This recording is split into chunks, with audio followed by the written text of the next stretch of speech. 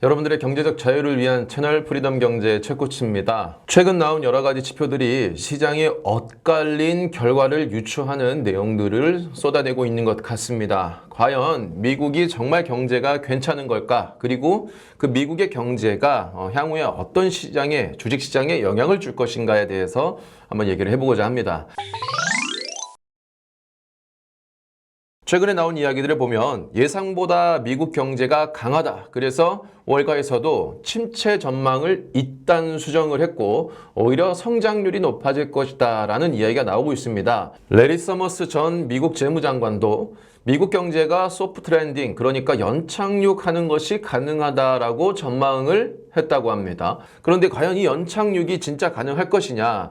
일단 이 연착륙이라는 단어가 갑자기 나오고 미국의 경제가 좋아지고 있다 이런 이야기가 급작스럽게 이렇게 나온 배경이 무엇이냐면 파월이 중시했던 지표에서 가장 중요했던 게 인플레이션 수치, 물가 수치와 미국의 고용 등이 있었습니다. 그런데 이 고용이 최근에 이제 좋게 나온 게 뭐냐면 지난주 발표된 자료에 따르면 미국의 평균 시간당 임금이 예상치보다 0.1% 낮은 월간 임금 상승률이 0.2%로 나왔어요. 계속적으로 임금 상승률이 높아지면서 물가를 자극했다라고 했었는데 이 임금이 내려오는 것만 가지고 이거 좋아진 거 아니야? 이제 이렇게 생각을 하고 있다는 거죠. 근데 사실 이번에 이 시간당 임금은 계절적인 요인이 들어갔을 가능성이 높다라고 얘기가 나오고 있습니다. 그래서 사실 이번 한 번의 이 임금 상승률이 예상치보다 좀 소폭 내려온 것만 가지고 미국의 임금 인플레이션이 이제 좋아졌다라고 얘기하기에는 아직 이르다라고 보여지고요. 특히나 지금 환호했던 게 뭐냐면 실업률이 상승했어요. 실업률이 시장의 예상치인 3.5%보다 0.3%가 상승한 3.8%의 실업률 상승이 나왔는데 사실 이 실업률이 상승했다는 것은 경제학적으로 봤을 땐 좋은 이야기는 아닙니다. 지난 역대 근 100년 정말 역사에서 미국의 실업률과 경기 침체는 완전한 정방향으로 나오거든요. 그러니까 실업률이 상승했을 때 단 한 번의 예외도 없이 미국의 경기 침체가 동반이 됐었어요. 그런데 지금은 이것을 좋게 받아들인 이유가 뭐겠습니까? 지금은 시장에서 배드 뉴스 이즈 굿 뉴스라고 표현을 하죠. 왜냐하면 실업률이 이렇게 올라갔다는 것은 미국이 금리 인상을 더 하기 어려워. 그러니까 이제 금리 인상은 끝났어. 이렇게 받아들이고 있다는 겁니다. 그래서 시장에서도 이제 금리 인상은 끝났다. 이런 이야기가 정말 강해지고 있는데 여기서 여러분들이 한 가지 참고하셔야 될 내용이 있어요. 과연 이 실업률이 오른 것이 진짜로 고용이 악화돼서 실업률이 올라간 것이냐? 이번 데이터는 그건 아닙니다. 실제로 비농업 고용지수는 오히려 오른 것으로 나왔고요. 실업수당 청구 건수도 오히려 예상치보다 낮은 상당히 고용은 좋은 모습으로 나왔거든요. 고용은 좋은데 실업률은 왜 올라가느냐? 바로 경제활동 참가율이라는 지표 때문이에요. 이 데이터에는요, 경제활동인구와 비경제활동인구 두 가지가 존재를 합니다. 그래서 경제활동인구 같은 경우에는 지금 당장 경제에 대한 활동을 할 수 있는 사람들을 얘기하는 것이고 비경제활동인구 같은 경우에는 군인 같은 특수한 직업군들 혹은 일자리를 전혀 알아보고 있지 않은 인구들 혹은 고령화된 인구들을 포함합니다. 그런데 이번에는 이 비경제활동 인구가 대폭 줄었어요. 그래서 지금 그래프를 보시면 이 파란색 그래프가 경제활동 인구고요. 빨간색 그래프가 비경제활동 인구인데 이 비경제활동 인구가 대폭 줄었죠. 이건 뭐냐면 이 비경제활동 인구에서 경제활동 인구로 이전된 숫자가 갑작스럽게 증가를 했다는 거예요. 여기에는 그동안 이 미국 국민들 사이에서 저축해놨던 부분들이 좀 줄어들고 본인들이 이제 돈을 벌어야 될 환경이 왔기 때문에 경제활동 인구로 이렇게 넘어간 것이 아니냐라는 이야기가 많이 나오는데 이건 역시 일시적이냐 일시적인 것이 아니냐를 좀 더 두고 봐야 되겠지만 어쨌든 이번 실업률 상승에는 이 경제활동 인구로 전환된 인구가 많았다. 하나증권에서도 발표된 자료를 보면요. 경제활동 참여 인구가 늘어나면서 실업자로 신규 집계된 인구가 증가한 겁니다. 그러니까 실업률이 실질적으로 앞에서 고용이 악화돼서 실업률이 증가한 것이 아니라 새로운 인구가 들어오게 되면서 고용은 그대로 좋은데 실업률표가 증가한 것이죠. 그래서 지금 미국에서는 고용도 좋은데 실업률표가 증가했기 때문에 이것은 경기 침체를 동반하지 않은 골디락스, 그러니까 너무 뜨겁지도 않고 너무 차갑지도 않고 적절한 연착륙이 가능한 것이 아니냐, 이렇게 얘기가 나오고 있다는 거죠. 자, 그런데 여기서 여러분들이 한 가지 꼭 아셔야 될 게 있습니다.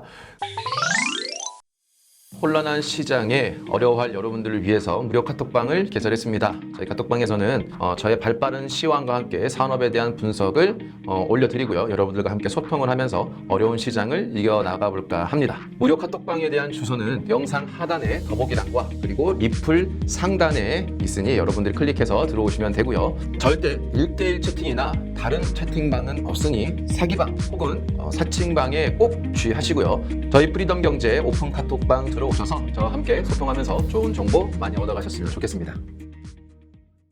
그러면 경기가 연착륙이 되고 있으면 과연 미국은 금리 정책을 어떻게 할 것이냐, 금리를 내려줄 것이냐, 지금 금리 상황임에도 불구하고 여전히 경기가 좋은데 금리를 여기서 내려줄 필요가 있느냐? 그건 아니라는 거죠. 연준의 대표적인 매파인 윌러 이사가 금리 인상이 빨리는 필요 없다. 하지만 데이터를 기다려봐야 될 것 같다라고 했습니다.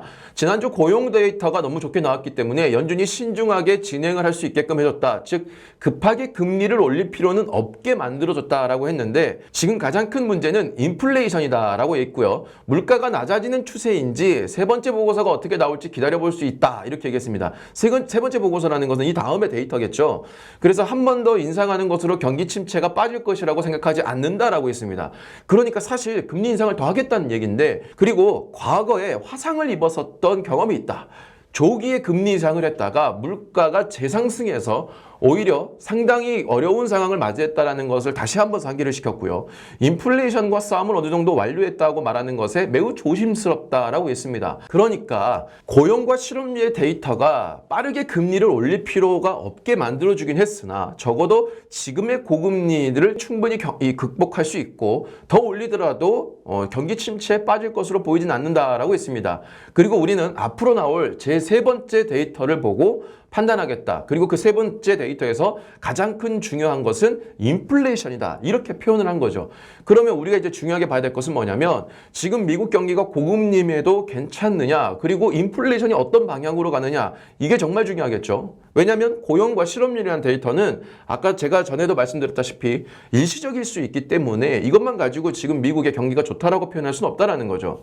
첫 번째 봐야 될 것은 과연 미국이 고금리임에도 불구하고 정말 경기가 좋냐? 그건 아닙니다. 제가 지난번 영상에서도 설명드렸다시피 10월 달부터는 미국 청년들의 대출금을 당장 상환해야 될 다시 법이 바뀌었기 때문에 주식시장에서 이탈하는 금액들이 굉장히 많아질 것이고, 특히나 최근에 미국에서 고금리 여파에서 미국 기업의 파산이 도미노처럼 이루어지고 있다라고 합니다. 그래서 시장의 조사 전문기관인 ABI의 파산 통계 연구가인 에드 폴린이 비정상적으로 많은 수의 대형 파산이 발생하고 있다라고 했고, 그리고 대부분의 파산이 고금리에 따른 유동성 위기에서 비롯된 것으로 보인다라고 했습니다. 그러니까 미국은 파산하는 기업들이 있는 반면에 소비가 여전히 이루어지면서 미국 경기가 완벽히 침체에 빠졌다 혹은 완벽히 좋아졌다라고 말하기 애매한 두 가지의 모든 상황이 발생하고 있다는 거죠. 그런데 경제학적인 측면으로 바라보는 이 미국에서 고용과 그리고 임금 데이터 그리고 실업률의 데이터만 봤을 때는 미국의 경제가 괜찮은 수준이다라고 얘기를 할 뿐인 거죠. 여기에서 폭탄이 터진 게 바로 사우디와 러시아의 원유 감산을 연장한다는 뉴스였죠. 그래서 지금 현재 원유 감산이 쇼크로 다가왔고 유가가 연중 최고치로 올라갔습니다. 80불대에 머물던 유가가 무려 90불대까지 다시금 치솟아 올랐다는 거죠. 그래서 두바이와 브렌트유는 다시금 90달러를 넘었고 WTI도 86달러를 넘어섰습니다. 유가가 이렇게 고금리로 가면 인플레가 내려오는 것이 상당히 쉽지 않죠. 그리고 제가 여러분들한테도 몇 차례 말씀을 드렸던 미국의 주택 가격과 렌트 비용이 현재 쉽사리 내려오는 것이 아니라 연초 대비 다시금 막 오르고 있는 상황이에요. 그래서 지금 물가가 다시금 치솟을 수가 있다. 그러면 그때 연준이 하는 발언들, 연착륙이 가능하고 금리 인상을 신중하게 할 수 있는, 즉 과도하게 올릴 필요가 없는 이 상황, 이 발언들을 뒤집어 엎어버릴 수 있는 상황이 충분히 나올 수 있다는 거죠. 그래서 하반기에는 이 인플레 때문에 빨리 조기 금리 인상을 종료했다가 인플레가 치솟아 오르는 것을 경험했던 그때의 그 상황을 다시금 재현하는 것을 막아야 되기 때문에 연말에는 충분히 지금보다 훨씬 매파적인 발언들이 쏟아질 수 있다라는 점을 여러분들이 꼭 기억을 하셔야 될 것 같아요. 거기다가 만약에 정말 미국 혼자서 골드락스 혹은 연착륙이 가능하다라고 해도 문제가 있어요. 이건 미국에 국한된 이야기입니다. 미국조차도 고금리 어려운데 나머지 국가들이 과연 이 고금리를 견딜 수 있겠느냐. 한국도 지금 최근에 발표된 자료에 따르면 한국의 물가지표도 다시금 치솟아 오르는 걸로 나왔거든요. 과연 한국이 금리를 인상하지 않고 인플레가 치솟아 오르는 것을 막을 수 있느냐? 불가능합니다. 이건 어렵죠. 그래서 지금 현재 제가 생각한 시나리오는 뭐냐? 인플레가 다시금 치솟아 오르게 되고 이걸 잡기 위해서 전 세계 각국은 금리 인상을 다시금 해야 됩니다. 그럼 금리 인상을 하면 시장은 완연한 침체에 빠질 수밖에 없게 되죠. 지금의 기대를 완전히 깨버리게 되는 거니까요. 그러면 소비가 급격하게 죽어들게 되고 그때서야 시장은 인플레가 아니라 오히려 디플레로 빠져버리는 위기가 올 가능성이 저는 매우 높다라고 보고 있습니다. 그래서 지금은 인플레 걱정이 당장 코앞이지만 이 이후에는 오히려 디플레 걱정을 우리가 더 해야 되는 상황이 올 수도 있다. 왜냐하면 제가 이렇게 강력하게 얘기하는 이유가 있어요. 경제 역사상 미국이 금리 정책으로 인플레를 통제를 할 수 있었던 적은 단 한 번도 없었기 때문이에요. 단 한 번도 미국은 금리 정책으로 인플레를 완벽히 통제한 적이 없었습니다. 그리고 그로 인해서 고금리로 인해서 인플레를 잡기 위한 고금리를 진행하고 그로 인해서 시장이 무너지고 실업률이 급격하게 상승했을 때 경기 침체 또한 피해간 적이 단 한 번도 없었다는 거죠. 물론 그 최초의 한 번이 이번에 나올 수도 있겠지만 적어도 과거의 데이터와 지금의 이 데이터가 우리가 분석을 해봤을 때 결코 연착륙과 미국 나홀로 경기가 좋다라고 해서 전 세계가 좋아지는 것은 우리가 기대해서는 안 된다.